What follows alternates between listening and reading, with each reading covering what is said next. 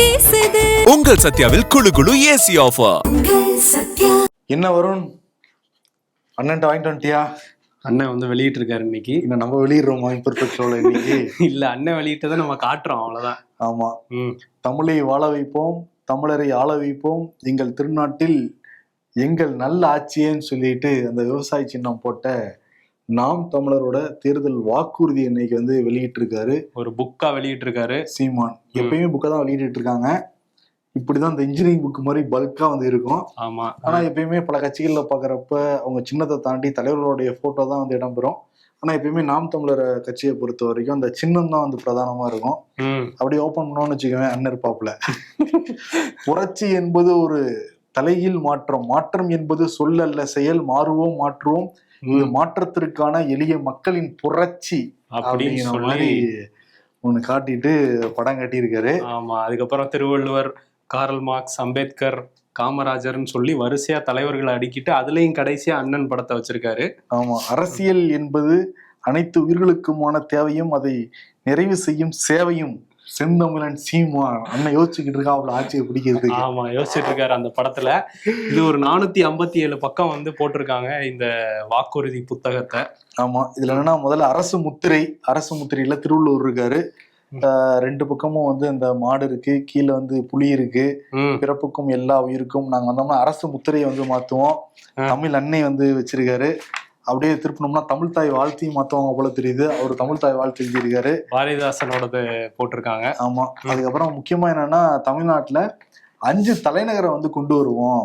இது தமிழ்நாட்டுல மட்டும் இல்ல, ஏற்கனவே பல்வேறு நாடுகள்ல 5 தலைநகரெல்லாம் இருக்கு அப்படின்னு சொல்லிட்டு நெதர்லாந்து, அதுக்கப்புறம் மலேசியா, சவுத் ஆப்பிரிக்கா எல்லாம் வந்து தரவோட வந்து வெளியிட்டு இருக்காங்க. அண்ணனுக்கு அங்க இருந்து திரள் நிதியோட சேர்ந்து டேட்டாவும் வந்திருக்குன்னு நினைக்கிறேன். இதெல்லாம் அதே மாதிரி பரவலாக்கப்பட்ட அதிகாரம் உதாரணமான நாடுகள்னு சொல்லிட்டு அமெரிக்கா எடுத்துக்கிட்டீங்கன்னா வாஷிங்டன் டிசி இருக்கு, நியூயார்க் சிட்டி இருக்கு, லாஸ் ஏஞ்சல்ஸ் இருக்கு, சிலிக்கான் வேலி இருக்கு. அது மாதிரி தமிழ்நாட்டுல கொண்டு வந்தா என்ன, 5 மதுரை தனியா பிரிச்சு விடுங்க, அந்த மாதிரி மண்டலங்களா 5 தலைநகரை கொண்டு வருவோங்கிறாரு. நீ சொன்ன மாதிரி திருச்சி, சென்னை, கோவை, மதுரை, கன்னியாகுமரி, காரைக்குடி இல்லையா? காரைக்குடி ஊருங்கிறனால கொண்டு வருவாங்க. என் ஊருங்கிறதுக்காக கேட்கல, அண்ணன் போய் போட்டிடுறாரே அதனால கேட்டேன். சரி. அதுக்கப்புறம் அடிப்படை அமைப்பு, அரசியல் மாற்றம் அதெல்லாம் சொல்றாரு. இதுல என்னன்னா பெண்களுக்கு தனி தொகுதி உருவாக்கும் அப்படின்லாம் சொல்றாரு.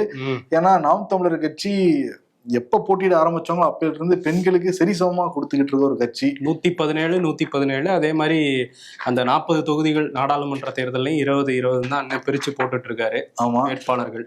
எனக்கு பிடிச்ச வாசகம்னு இதுதான் நான் பார்த்தேன். தன்னலமற்ற அன்பான சர்வாதிகார ஆட்சி முறை. பல கட்சிகள் வந்து ஜனநாயகம்னு சொல்லிட்டு சர்வாதிகார ஆட்சி தான் பண்ணிக்கிட்டு இருக்காங்க. ஆனா அது வந்து அன்பான ஒரு சர்வாதிகார ஆட்சி முறையா நான் கொண்டு வருவேன் இருக்காரு. ஏன்னா இப்ப என்ன நடந்துட்டு இருக்குங்கிறதையும் அதுல சொல்றாரு.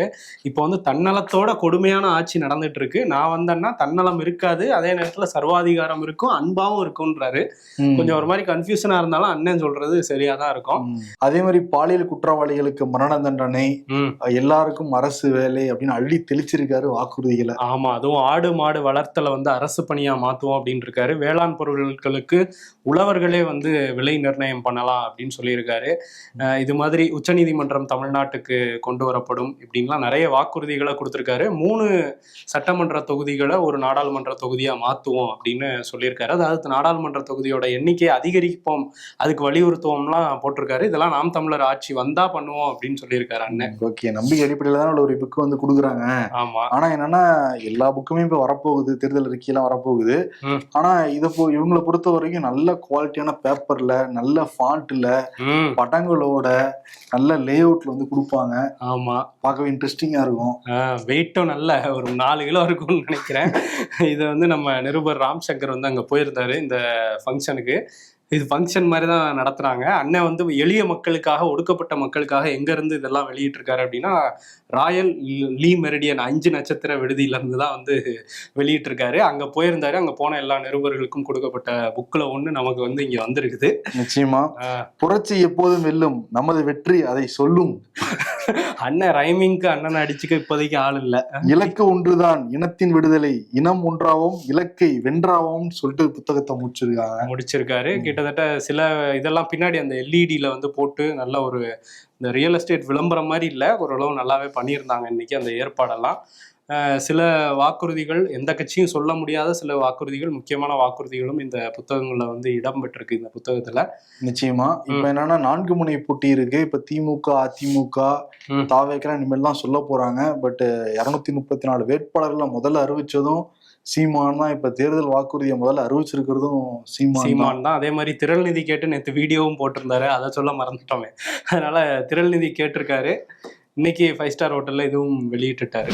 அதிமுக பாஜக தொகுதி உடன்பாடு இன்னைக்கு முடிவாகவும் நல்லா எதிர்பார்த்தாங்க. நேற்று நம்ம அவார்டோட கொடுத்துருந்தோம். பட் நாளைக்கு தான் முடிவாகுங்கிற மாதிரி தெரியுது.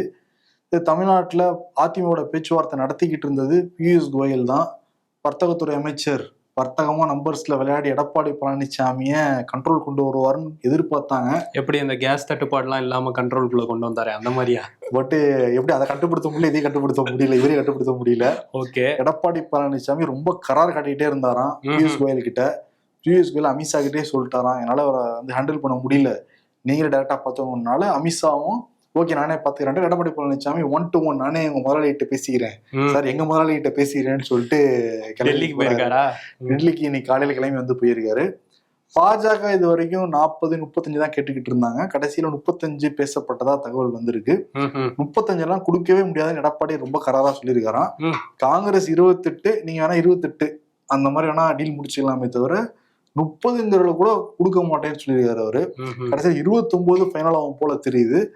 ஏற்கனவே எடப்பாடி பழனிசாமி அமித்ஷா மீட் பண்றப்ப இந்த தேர்தல் செலவுகளுக்கெல்லாம் வந்து கொஞ்சம் ஹெல்ப் பண்ணுங்கலாம் கேட்டிருந்தாரு. செலவுகள்னா அது எந்த மாதிரி? அந்த 40 லட்சம் ரூபா கொடுத்துருக்காங்களே ஒரு வேட்பாளருக்கு லிமிட், அதானே? அந்த மாதிரி வந்து அதை பத்தியும் பேச போறாங்க. குறிப்பா வந்து தொகுதி உடன்பாடும் ஏற்படுங்கிறாங்க. நாளைக்கு வந்து பிஎஸ் கோயில் எடப்பாடி பழனிசாமி சேர்ந்து பிரஸ் மீட் கொடுப்பாங்கலாம் வந்து சொல்லப்படுது. எல்லாமே தகவல் தான். ஓகே. பட் எடப்பாடி ரொம்ப கராரா தான் போயிருக்கிறதா சொல்றாங்க டெல்லிக்கு. இன்னொரு பக்கம் என்னன்னா அதிமுக குறைஞ்சது 180 185 வரைக்கும் இரட்டை சின்னத்துல போட்டியிட போறதுல ரொம்ப உறுதியா இருக்காங்களாம் எடப்பாடி பழனிசாமி. இதுல நிறைய கட்சிகள் இருக்கு அதிமுக பாஜகவை தாண்டி. அமமுக இருக்கு, புதிய தமிழகம் இருக்கு, புதிய நீதி கட்சி ஏசி சண்முகத்தோடு இருக்கு, அதே மாதிரி தமிழ் மாநில காங்கிரஸ் இருக்கு, முக்கியமான கட்சி ஐஜேகே வந்து இருக்கு, தமிழக மக்கள் முன்னேற்ற கழகம் வந்து இருக்கு. இவங்க எல்லாத்தையுமே இரட்டையில நிக்க சொல்றாரு எடப்பாடி. பிஜேபி மட்டும் வேணாம், தாமரை மலையத்திலும் தாமரையில வந்து நின்னுக்கிட்டோம், மீதி நீங்க எல்லாருமே இரட்டையில வந்து நில்லுங்க, அதான் நல்லது நமக்கு. நீங்க வேற சின்னத்துல இப்ப நின்னீங்க அப்படின்னா அந்த மக்கள்கிட்ட கொண்டு போய் சேர்க்கறது ரொம்ப கஷ்டமாயிடும். குக்கரும் கூடவா? அமமுக தான் சொல்லிடுறாங்க. அதனால தினகரன் கொஞ்சம் அப்செட்ல இருக்காராம் அவரு. இதெல்லாம் நீங்க முன்னாடியே சொல்லவே இல்லை அப்படின்னு இருக்காங்க. அதே மாதிரி தினகரன் தேமுதிக வரும் அப்படிங்கறதுனால 7 அல்லது 8 தொகுதி முடிச்சு வைக்கலான்ட்டு இருந்தாரு. இப்ப தேமுதிக வரல இல்ல, அதனால எனக்கு 10 தொகுதி கொடுங்கன்னு அவரும் கேட்டுட்டு இருக்காராம் தினகரன். குக்கர் சின்ன கிடையாது, அவருக்கு ரெட்டலை தான் இருக்காரு எடப்பாடி பழனிசாமி. அதனால கொஞ்சம் அங்க வந்து ஒரு சண்டை போய்கிட்டு இருக்கு, இழுபறி போய்கிட்டு இருக்கு. இதுல இன்னொன்னு வேற என்ன சொல்றாங்கன்னா, ஐஜேகே, இப்போ இவங்க ஏசி சண்முகம், இந்த புதிய நீதி கட்சி, இதெல்லாம் வந்து சின்ன சின்ன கட்சிகள்லாம் இருக்குல்ல, இவங்களெல்லாம் தாமரையில வேற நிக்க சொல்றதாகவும் சொல்றாங்க. அமித்ஷா வந்து நீங்களாம் தாமரையில நில்லுங்க, எப்படியாவது நம்ம தாமரை மலர வச்சாகணும், நாங்க முடியாட்டி நீங்களாவது வந்துருங்கிற மாதிரி அந்த கட்சிகளோடையும் பேச்சுவார்த்தை நடக்கிறதா சொல்றாங்க. ஸோ தாமரையா ரெட்டலையா இப்படிங்கிற கன்ஃபியூஷன் வேற போயிட்டு இருக்கு. ஐஜேகே இது வரைக்கும் முக்கியமான சின்னத்துல தான் ஜெயிச்சிருக்காங்க. அப்பயும் தாமரை நின்று தூத்து போயிட்டாருன்னு நினைக்கிறேன். ஆமா, தாமரை நின்று தோத்துருக்கிறதுனால அவரே ரெட்டலை கொடுங்கன்னு தான் கேட்பாரு. சரி, ஓகே, பார்ப்போம், நாளைக்குள்ள ஒரு முடிவு தெரியும் அப்படின்றாங்க அதிமுக வட்டாரத்துல. Imperfect show on road Vikatan election express 2026 powered by the Chennai Silks associate sponsor பூமர் சர்சன் தோத்திஸ். நம்ம புண்ணியமூர்த்தி களத்துல இருந்து நிறைய வீடியோகள் கொடுத்துக்கிட்டு இருக்காரு. நேற்று வந்து திருவாரூர் போயிருந்தாரு. திருவாரூர்ல நம்ம இம்பர்ஃபெக்ட் ஷோவுடைய நேயர் டாக்டர் திருநாவுக்கரசு சாரை வந்து மீட் பண்ணியிருந்தாரு. அது கூட திருவாரூர் நன்னிலம் போன்ற தொகுதியோட கடன் எல்லாத்தையும் நம்ம கொடுத்துருந்தோம். அந்த வீடியோக்குள்ள வந்து பாத்திரலாம். Imperfect show on road Vigadan Election Express 2026 powered by the Chennai Silks associate sponsor Poomer Thotis and Sons. இன்னைக்கு நம்ம திருவாரூர்ல இருக்கும். நேற்று கலைஞர் வீட்டுக்கு போயிருந்தோம். இப்போ ஒரு கலைஞர் வீட்டுக்கு தான் வந்திருக்கோம். மருத்துவர், ஓவியர் சார், வணக்கம். வணக்கம். ஐபிஎஸோட நீண்ட நாள் ஃபேன், விகடனோட நீண்ட நாள் வாசகர். எப்படி சார் இருக்கீங்க? நலமா இருக்கேன்ப்பா. திருவாரூர் எப்படி இருக்கு? Very nice. நீங்க வந்தது எங்களுக்கு ரொம்ப சந்தோஷம். Okay, you are doing wonderful job. எவ்வளவு நாளா ஐபிஎஸ் பாத்துக்கிட்டு இருக்கீங்க? இம்பர்ஃபெக்ட் ஷோ பாத்துட்டு இருக்கீங்க? ஆரம்பிச்ச காலத்துல பாத்துட்டு இருக்கேன். தொடர்ந்து வெளியே ஒரு என் டிவி வாசல்ல வச்சுட்டு பேஷன்ஸ் எல்லாம் பார்க்க ஆரம்பிச்சிட்டாங்க. அதனால ஜனங்க உள்ள வரது லேட் ஆகிங்க தான் விட்டு வச்சுட்டேன். அந்த அளவுக்கு உங்களுக்கு பிடிக்கும்? ரொம்ப பிடிக்கும். ஓகே, இப்ப எலெக்ஷன் சூடு பிடிக்க ஆரம்பிச்சிருச்சு. திருவாரூர்ல தேர்தல் நிலவரம்லாம் எப்படி இருக்கு? எல்லாம் இப்ப வந்துட்டு இருக்காங்க ஜனங்கள்லாம். நான் ஆரம்பிச்சிருக்காங்க, இன்னும் ஃபுல் ஃபிளெஜ்டா இன்னும் வரல. அந்த இந்த ஊர்ல தெரிஞ்சவங்க ஜனங்கள்லாம் சொல்லிட்டு இருக்காங்க தவிர இன்னும் ஃபுல் ஃபிளேஜா அவங்க என்ன கேன்வாஸ் ஆரம்பிக்கல. முதலமைச்சரோட சொந்த மாவட்டம் இது, எப்படி இருக்கு சொல்ல முடியல, நிலவரம் வந்து சொல்ல முடியப்ப திமுகவினுடைய கோட்டைன்னு சொல்லலாம் இந்த ஊரை. ஆனா பட் மக்களுடைய எண்ணங்கள்லாம் மாறி வருது இப்போ. ஆமா, சார் சொன்னபடி மக்களோட எண்ணங்கள் மாறிக்கிட்டே இருக்கு. நம்ம அதை தேடி தான் போயிட்டு இருக்கோம். இப்போ நம்ம திருவாரூர் இருக்கோம், நாளைக்கு வந்து தஞ்சாவூர் போக போகிறோம், மன்னார்குடி போக போகிறோம். அங்கே இருக்கக்கூடிய விவசாய பிரச்சனைகள் அதெல்லாம் வந்து ஆவணப்படுத்த போகிறோம். தொடர்ந்து இம்பர்ஃபெக்ட் ஷோ ஆன் ரோட் பயணத்தில் இருக்கக்கூடிய தகவலை பாருங்க, தொடர்ந்து சப்போர்ட் பண்ணுங்க. அதிமுக பாஜக கூட்டணி அமைஞ்சு அது பேச்சுவார்த்தையெல்லாம் நடக்குது. இந்த பேச்சுவார்த்தை நயினார் நாகேந்திரன் வழியா எங்கேயாவது நடந்துருமான்னு நம்மளும் பார்த்துக்கிட்டு இருக்கோம். ஒன்று பியூஷ் கோயல் வராரு, இல்லைன்னா இவர் கிளம்பி டெல்லிக்கு போய் அமித்ஷாவோட பேசுறாரு. நயினார் நாகேந்திரனோட யாரும் பேசுறது இல்லை. ஆனால் கேள்வி பத்திரிகையாளர்கள் வந்து பேசிக்கிட்டு இருக்கோம்ல, அதனால கேள்வியெல்லாம் கேட்டாங்க. அவர் வந்து என்ன சொல்றாரு அப்படின்னா, விஜய் தரப்போடையோ விஜயோடையோ நான் தான் ஒரு முக்கியமான புள்ளி இங்க, பாஜகவை பொறுத்தவரையும் எந்த பேச்சுவார்த்தையும் நடத்தலை அப்படின்றாரு. அவர் நடத்தலை அப்படிங்கிறது தான் நமக்கே தெரியுமே, ஏன்னா எல்லாமே டெல்லியில இருந்து தான் டீல் பண்றாங்க. அதே மாதிரி என்ன சொல்றாரு அப்படின்னா, சிபிஐ, ஐடி, இடி இவங்கெல்லாம் வந்து இவங்களுக்கும் பாஜகவுக்கும் எந்த சம்பந்தமுமே இல்லை. இதெல்லாம் சொல்றதுனால சந்தேகம் வருது எங்களுக்கு. இதை திரும்ப திரும்ப வேற சொல்றாரு. அதுக்கப்புறம் அவங்க வந்து அவங்க வேலையை பாக்குறாங்க, நாங்க எங்க வேலையை பாக்குறோம், அவங்களுக்கும் எங்களுக்கும் சம்பந்தம் கிடையாது அப்படின்னு சொல்றாரு. அதே மாதிரி இன்னொன்னு சொல்லியிருக்காரு, அதுவும் கொஞ்சம் சந்தேகம் வர மாதிரி தான் இருக்குது. பாஜக எந்த மதம் சார்ந்தோ ஜாதி சார்ந்தோ இருக்க கட்சி கிடையாது அப்படின்னு சொல்லியிருக்காரு. இப்படி லிஸ்ட் பெருசா போய்கிட்டே இருக்கவும் வேணா நிறுத்திக்கங்கன்ட்டு பத்திரிகையாளர்கள் வேற கிளம்பிட்டாங்க. உண்மைக்கு மாறா சொன்னா பரவாயில்ல, இது எல்லாமே மாறா இருந்துச்சுன்னா கிளம்பிட்டு தான் பெட்டியை தூக்கிட்டு. இன்னொரு பக்கம் வியாழக்கிழமை ஆச்சுன்னா உற்சாகமா வருவாப்புல ராமதாஸ், இப்பெல்லாம் வர்றதே இல்லை. காரணம் வந்து இப்ப தனிக்காட்டு ராஜாவா இருக்காப்புல தைலாபுர தோட்டத்துல. தைலாபுரம் ராஜான்னு சொல்லுங்க, தனி காடு ரொம்ப பெருசா போகும் காடு கூட. திமுகல சேர முடியல, விசிக வந்து செத்துக்க மறுத்தாங்க. வந்துட்டாங்கன்னா நாங்க கிளம்பிடுவோம்ன்றனால திமுக டோர் க்ளோஸ் செய்யப்பட்டது. அதே மாதிரி அதிமுக மகனே உட்காந்துருக்காப்ல, மகனே டோரை க்ளோஸ் பண்ணி வச்சிருக்காரு. வந்தா கூட வேற சின்னத்துலதான் நிக்கணும், மாம்பழம் தர முடியாதுன்னு இருக்காப்ல. டிவிகே டோரும் க்ளோஸ். இன்னொரு பக்கம் என்னன்னா, அந்த புதுசா கட்சி உதயமாயிருக்குல்ல கட்சி பூத்தாமமுக, வேகமா சொல்லி பிராக்டிஸ் பண்ணிட்டியா? இல்ல அதுவே தப்பாதான் சொன்னேன்னு நினைக்கிறேன். சரியா, அங்க கூட பேச்சுவார்த்தை நடக்குதுன்னா வந்து சொல்றாங்க. பட் இப்ப ராமதாஸ் ஆதரவாளர் என்ன சொல்றாங்க அப்படின்னா, ஏங்க ஏப்ரல் 6 வரைக்கும் டைம் இருக்கு, எதுக்கு அவசரப்படுத்துறீங்க அப்படின்றாங்க. ஏப்ரல் 6 வரைக்கும் இருக்குல்ல, மே 4 வரைக்குமே ஒரு டைம் இருக்கு, நீங்க பொறுமையா முடிவு எடுக்கலாம். ஏன் 2029 பாத்துக்க வேண்டியதானே? நாடாளுமன்ற எலெக்ஷனுக்கா? இதுல கௌரவ தலைவரா இருந்தாரு ஜி.கே. மணி, அவர் வேற ஓரிரு நாட்கள்ல நாங்க சொல்றோம் பாருங்க ஒரு நல்ல கூட்டணி அமையும்னு. இன்னமும் எப்போ பிப்ரவரி முதல் வாரத்துல இந்த சொன்ன டயலாக இப்போ வரையும் சொல்லிட்டு இருக்காரு. பிப்ரவரி முதல் வாரமா? தை பிறந்தால் வழிபிறக்கணும் ஆரம்பிச்சாருப்பா. டிசம்பர்லயே ஆரம்பிச்சாங்க அவங்க. டிசம்பர்ல இருந்து ஒரே டயலாக திரும்ப திரும்ப ஓட்டிக்கிட்டு இருக்காங்க ராமதாஸ். ஆனா ஏப்ரல் 1ன்னு சொல்லல, ஏப்ரல் 6ன்னு சொல்லிடுறாங்க. ஓகே பாப்போம். திமுக கூட்டணியிலயும் டஜன் கணக்குல இருக்காங்க. இப்ப பல கட்சிகள் கூட பேச்சுவார்த்தை நடத்தி தொகுதி பங்கீடுலாம் முடிச்சா கூட இன்னும் சில முக்கியமான கட்சிகள் முடிக்கல.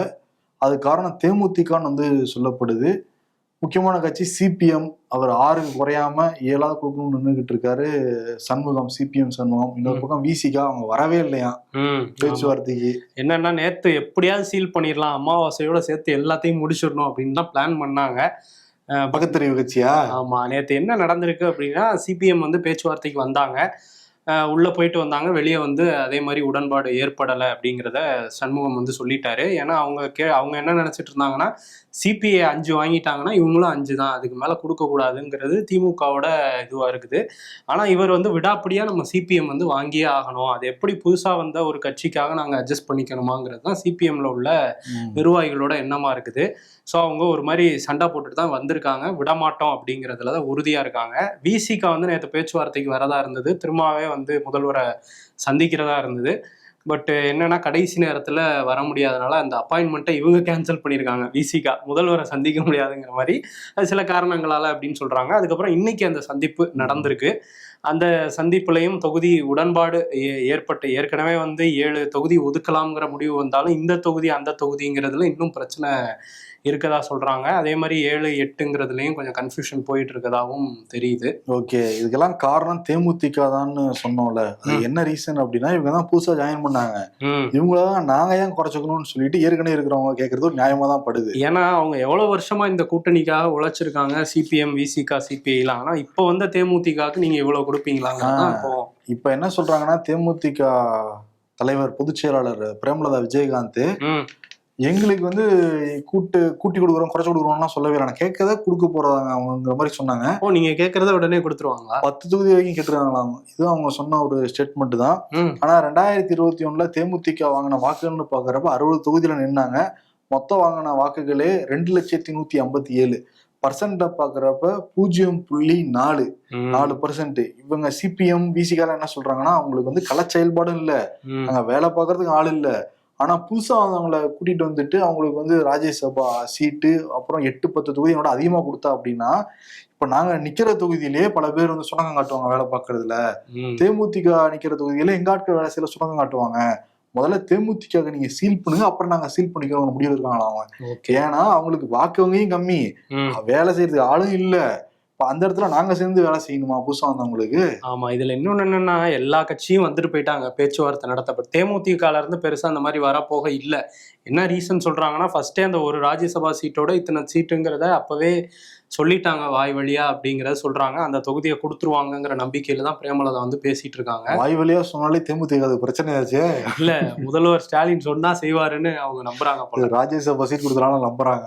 எப்படி மக்களுக்கு கொடுத்த வாக்குறுதி 100% செஞ்சாரோ அந்த மாதிரி செய்வாரு அப்படின்னு பிரேமலதா வந்து நம்புறாங்க. இதே பிரேமலதா 6 மாசத்துக்கு முன்னாடி செய்யலன்னு பேசிக்கிட்டு இருக்காங்க. 6 மாசத்துக்கு முன்னாடியா? 15 நாளைக்கு முன்னாடி பேசிட்டு இருந்தாங்க. இந்த கூட்டணி வர்றதுக்கு 2 நாளைக்கு முன்னாடி கூட திட்டிட்டு தான் இருந்தாங்க. இதுல செல்வ பிறந்த வேற கூக்கால வந்திருக்காரு. திமுக கூட்டணி கட்சிகள் அதிகமான தொகுதியில கேட்டு திமுக நிர்பந்திக்க கூடாது, அந்த மாதிரி குழப்பத்தை ஏற்படுத்த கூடாது.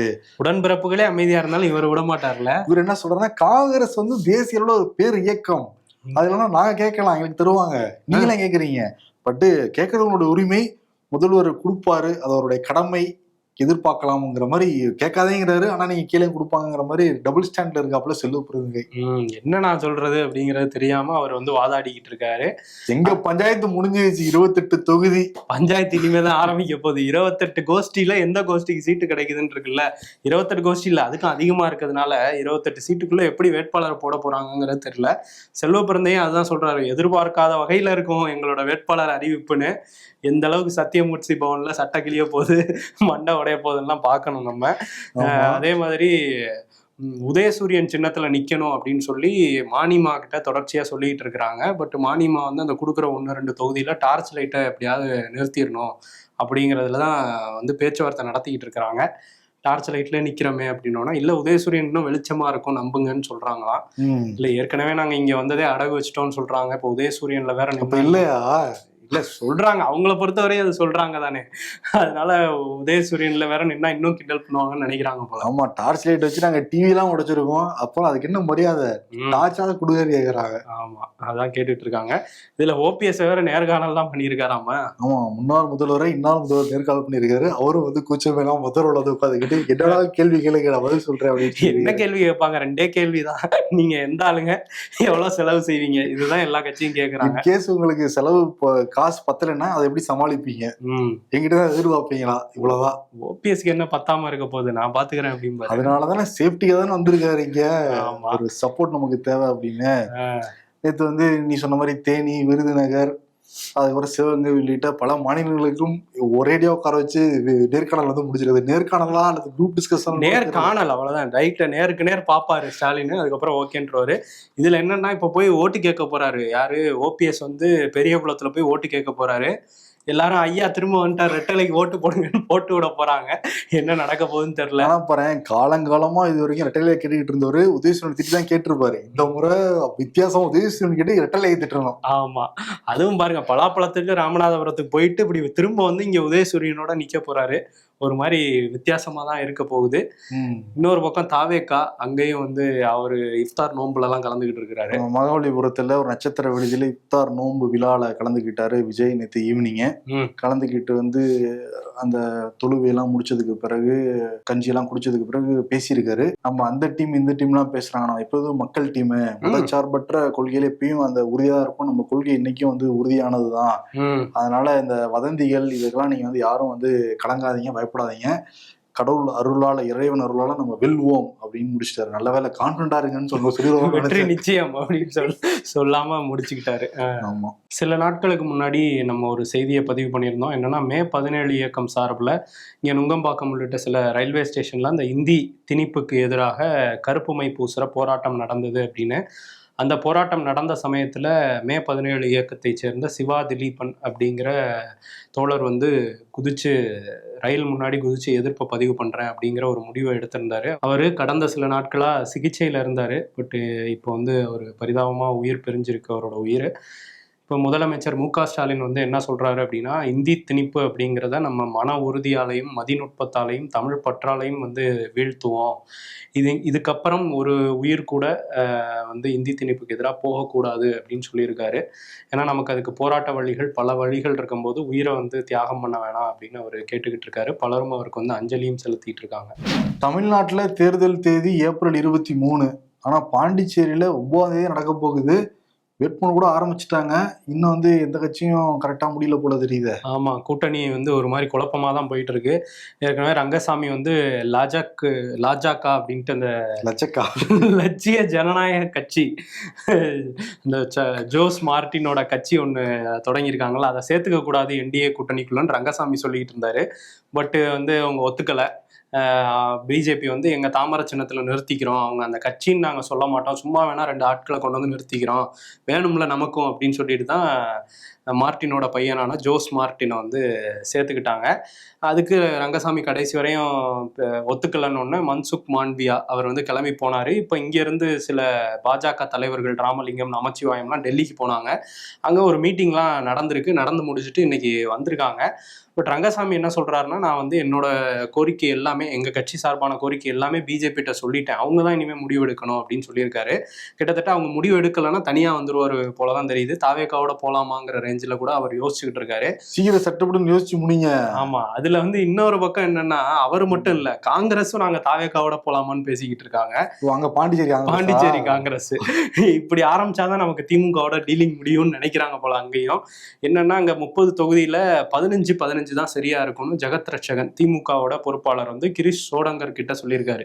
இங்கேயும் சோடங்கர் அங்கேயும் சோடங்கர். 15 எப்படி, நாங்க தான் தலைமை, எங்களுக்கு 15 தான் கொடுப்பீங்களா, நாங்க 18 நீங்க 12 அப்படின்னு பேசி முடிங்கன்னு இருக்காங்க. இதுல விசிகா வேற எங்களுக்கு இங்கேயும் சேர்த்து தொகுதி கொடுங்கன்னு கேட்டுக்கிட்டு இருக்கிறாங்க. 2 தொகுதி கேட்கறாங்க. ஆமா, அதனால வந்து பல குழப்பங்கள் இருக்கிறதுனால இப்போ என்ன நடந்திருக்குன்னா, கிரீஷ் சோடங்கர் போய் ராகுல் காந்தியை சந்திச்சிருக்காரு.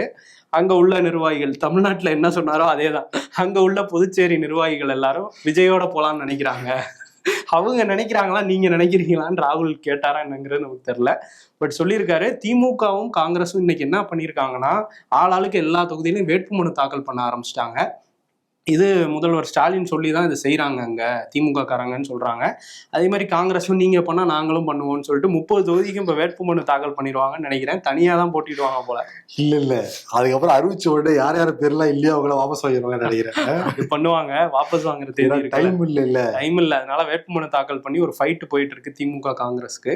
Good combination. ராகுல் காந்தி இதில் என்ன முடிவு எடுக்கிறாருன்னு பார்க்கணும், இல்லை இதையும் கார்கே கிட்டே கொடுத்துட்றாராங்கிறதையும் பார்க்கணும். இன்னொரு பக்கம் ராகுல் காந்தியை பார்த்தாலே அசௌகரியமா இருக்குன்னு சொல்லியிருக்காங்க கங்கனா ரணாவத். அவர் வந்து எப்ப பார்த்தாலுமே யாராவது பேட்டி கொடுத்துட்டு இருந்தா கேலி பண்றாரு, உறவு கேலி எல்லாம் பண்றாரு, அவரை பார்க்கவே எங்களுக்கு பிடிக்கல அப்படிங்கிற மாதிரி கங்கனா ரணாவத் சொல்லிட்டு இருக்காங்க. ஆனா கங்கனா ரணாவத்தை பார்க்க பிடிக்காம ஒரு ஆபீசர், ஒரு லேடி ஆபீசர் அறையெல்லாம் செஞ்சாங்க.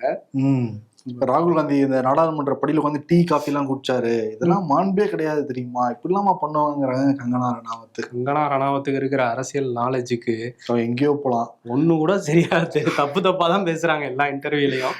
இன்னொன்னு என்ன தெரியுங்களா, ஏதோ ஒரு படம் வந்துருக்காம, துரந்தர் 2 துரந்தரா நடிச்சிருக்காராமே, அதோ துஷ்யந்த் துரந்தர் டிமானிட்டைசேஷன் சப்போர்ட் பண்ணி எடுத்துறாங்க அந்த படத்தை. டிமானிட்டைசேஷன் வந்து எதுக்கான காரணம்னு அதுல ஒண்ணு சொல்லியிருக்காங்களாமா.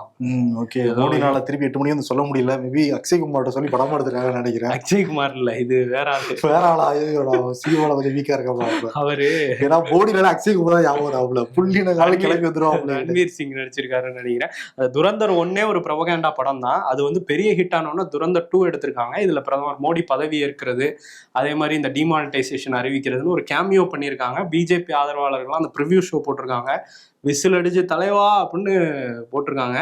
12 வருஷமா பார்க்காதே அதுல நடிச்சிட போறாரு. டெய்லி தான் நான் பாத்துட்டு இருக்கேன். எவ்வளவு கெட்டப் போட்டிருக்காரு ரன்வீர் சிங். கெட்டப் போட முடியுமா? சப்போர்ட்டிங் ஆக்டர் அவார்டு கிடைக்குமா ஆஸ்கர் ஏதாவது ஜிக்கு நாமினேட் பண்ணுவாங்க, பாப்போம். பிரதமர் மோடி ராஜ்யசபால பேசியிருக்காரு. அங்க வந்து சில எம்பிக்கள், முன்னாள் பிரதமர் தேவகவுடா உள்ளிட்ட சில எம்பிக்கள் வந்து ரிட்டையர் ஆகுறாங்க. ஸோ அவங்களுக்கு என்ன சொல்லியிருக்காரு அப்படின்னா, அரசியல்ல ஃபுல் ஸ்டாப்புங்கிறதே இல்லை, முற்றுப்புள்ளிங்கிறதே இல்லை, உங்களுக்கு நிச்சயம் ஒரு எதிர்காலம் காத்திருக்கு அப்படின்னு சொல்லியிருக்காரு. ஏன்னா 75 வயசுல அவருக்கு ஒரு ஃபுல் ஸ்டாப் வைக்க பார்த்தாங்க, அதை கம்மாவா மாத்துறதுனால அவர் வந்து இப்போ இதை பேசியிருக்காரு. அதே மாதிரி கார்கேவும் பேசியிருந்தாரு. அவர் என்ன சொல்றாருன்னா, தேவகவுடாவை எனக்கு 54 வருஷங்களா தெரியும், அவர் எங்களோடலாம் சேர்ந்து பயணிச்சாரு, அவர் எங்களை தான் லவ் பண்ணாரு, ஆனால் ஏன் மோடிஜியை மேரேஜ் பண்ணாருன்னு எங்களுக்கு தெரியல அப்படின்லாம் பேசியிருக்காரு. ஒரு சிரிப்பலை ஏற்படுத்தியிருக்காரு. ஓகே, சரி. இன்னொரு பக்கம் வந்து சோகமான செய்தி. ஈரானை தொடர்ந்து தாக்குதல் நடத்திக்கிட்டு இருக்கு அமெரிக்காவும் இஸ்ரேலும் சேர்ந்து. ஈரானும் பதிலுக்கு நேற்று ஒரே நாள்ல 9 நாடுகள் மீது தாக்குதல் வந்து நடத்தியிருக்கு. இது வரைக்கும் ஆரம்பிச்சு 19 நாட்கள் ஆயிருக்கு. அதில் 500க்கும் மேற்பட்ட அந்த பேலஸ்டிக் ஏவுகணை வந்து பாய்ச்சிருக்கு. 1000க்கும் மேற்பட்ட ட்ரோன்கள் வேற ஏவி இருக்கு ஈரான். நேற்று என்ன அப்படின்னா, கத்தாரோடைய உலகத்துல மிகப்பெரிய எரிசக்தி நிறுவனம் அது மேல தாக்குதல் நடத்தி இருக்கு ஈரான். இப்போ அதனால அங்க ப்ரொடக்ஷன்லாம் ஏற்கனவே நிப்பாட்டிட்டாங்க. இப்போ இன்னும் சேதம் அதிகமா இருக்கும்லாம் சொல்றாங்க. அங்க நேற்று மட்டுமே 14 பேலஸ்டிக் ஏவுகணை ஏவி இருக்கான் ஈரான். சில நாடுகள் UAE மேலேயுமே 5 ஏவுகணை வந்து விழுந்திருக்குலாம் வந்து சொல்றாங்க. இந்த வாரம் இப்போதைக்கு முடியறது போல தெரியல. 4 நாள் அதிகமாயிட்டு தான் போய்கிட்டு இருக்கு. ஆமா, இப்படியே போச்சு அப்படின்னா திரும்ப ரெசஷன், வேலை வாய்ப்பின்மைன்னு பெரிய பிரச்சனைகள் வரும். விலைவாசி உயர்வுன்னு உலக நாடுகள் முழுக்க வரப்போகுது. ஏற்கனவே கச்சா எண்ணெய் விலை அதிகமாகிக்கிட்டே இருக்கு. இப்போ இதனால இன்னும் அதிகரிக்கலாம்லாம் வந்து சொல்றாங்க. ஆமா, ஏன்னா வந்து 3 நாடுகளுமே புரிஞ்சுக்காம மாத்தி தாக்கிட்டு இருக்காங்க. இது இந்த போர் நிறுத்தினா கூட அங்க வந்து கச்சா எண்ணெய் ஃபேக்டரிஸ்லாம் அடி வாங்கி இருக்குங்கும் போது அதை ரிவைவ் பண்ணி திரும்ப அவங்க அந்த வர்த்தகத்தை தொடங்குறதுங்கிறதுக்கே நாள் எடுக்கும் போல. இப்போ ஈரான் வந்து இந்த ஸ்ட்ரெய்ட் ஆஃப் ஹார்மோஸ் மூடி வச்சிருக்காங்க. திறந்து விட்டா கூட கச்சா எண்ணெய் உற்பத்தி பண்ணாதானே அதுல வர முடியும், கப்பல் வரணும்ல. சரி, அதே மாதிரி இந்த ஈரான் போர் நடந்துகிட்டு இருக்க சமயத்துல அமெரிக்கால வாஷிங்டன் DC அங்க உள்ள அமெரிக்கன் ஆர்மி பேஸுக்கு மேல சில மிஸ்ட்ரியான சில மர்மமான ட்ரோன்ஸ் வந்து பறந்ததா சொல்றாங்க. அந்த பகுதியில தான் வந்து அமெரிக்காவோட வெளியுறவு செயலர் மார்க்கோ ரூபியோ வீடு இருக்கு. அதே மாதிரி பாதுகாப்பு துறையோட செக்ரட்டரி அவர் வீடெல்லாம் இருக்கு. ஸோ யாரு இது ஏவுனது, என்ன இது என்ன ட்ரோன் அப்படிங்கிறதெல்லாம் விசாரிச்சுக்கிட்டு இருக்காங்களாம்.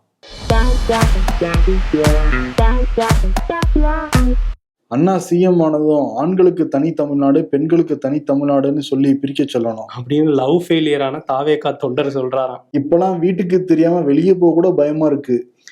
எவனாச்சும் விளாக் எடுக்கும்போது குறுக்க வந்துட்டா வீட்டுல மாட்டிப்பணும் அப்படின்னு சொல்லி சொல்றாங்க. எல்லாரையும் மொபைல் இருக்கு, மொபைல்லே விளாக் எடுத்துடுறாங்க.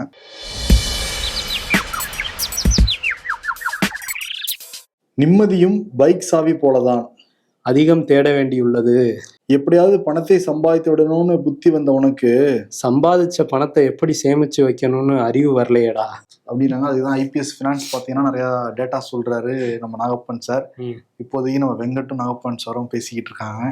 ஓகே, ஆமா, அரசியல்ல இதெல்லாம் சாதாரணமாப்பா. இன்னைக்கு விருது சீமானுக்கே கொடுத்துடலாம். அன்பானவன் அசராதவன்கிற விருது. அன்பான சர்வாதிகாரிக்கா? ஆமா, இவ்வளவு பெரிய புக்குப்பா. எல்லாமே நல்ல ஹோம்ஒர்க் எல்லாம் பண்ணி டேட்டாஸோட வந்து இருக்கு. இதை படிச்சாலே உலகத்துல இருக்க அரசியலை புரிஞ்சுக்க முடியும். ஏன்னா எல்லாமே 5 தலைநகர் அப்படின்லாம் சொல்லிட்டு போகாம எங்கெல்லாம் இருக்கு அப்படின்லாம் சொல்றாங்க. ஏன் தேவை, எல்லாத்துக்கும் டேட்டா இருக்கு. இப்ப டெல்லியில வந்து பாக்குறப்ப 84,000 காவலர்கள் இருக்காங்களாம். மும்பையில் உள்ள காவலர்கள் இருக்காங்களாம். அதில் 3 விரிவாக பிரிப்போம். 8 மணி நேரம் வேலை, மன ஓய்வு, பயிற்சி அவசியம், இந்த மாதிரி எல்லாத்தையுமே டீட்டெயிலாக வந்து அக்குவேராக பிரிச்சு போட்டு கொடுத்துருவாங்க. அதனால அன்பானவன் அசராதவன், அசராம வேலை செஞ்சு கொடுத்ததுனால அதை கொடுத்துடலாம். ஓகே, நன்றி. உங்கள் சத்யாவில் குளு குளு AC ஆஃபர்.